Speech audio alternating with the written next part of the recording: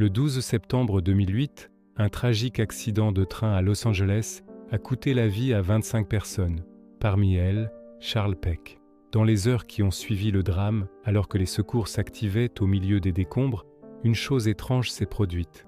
Le téléphone de Charles a commencé à appeler ses proches. Son fils, sa fiancée, sa sœur, son frère, tous ont reçu des appels de son numéro. Chaque fois qu'il répondait, il n'y avait qu'un silence angoissant au bout du fil. Les secouristes, guidés par le signal, ont tenté de localiser le téléphone dans l'espoir de le retrouver vivant.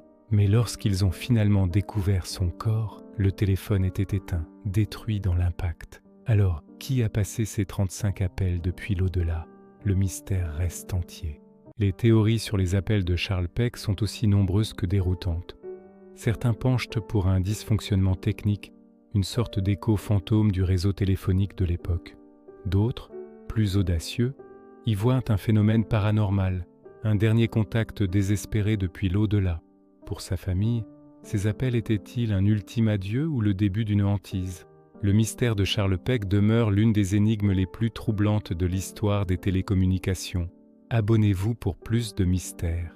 L'enquête technique qui a suivi a plongé les experts dans une perplexité totale. Comment un téléphone détruit pouvait-il émettre des appels?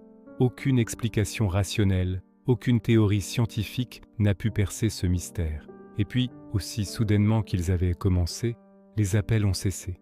Un silence final, aussi troublant que les appels eux-mêmes. Charles Peck est-il devenu une légende urbaine, un simple écho dans le bruit du monde, ou la preuve tangible que quelque chose nous attend au-delà du voile?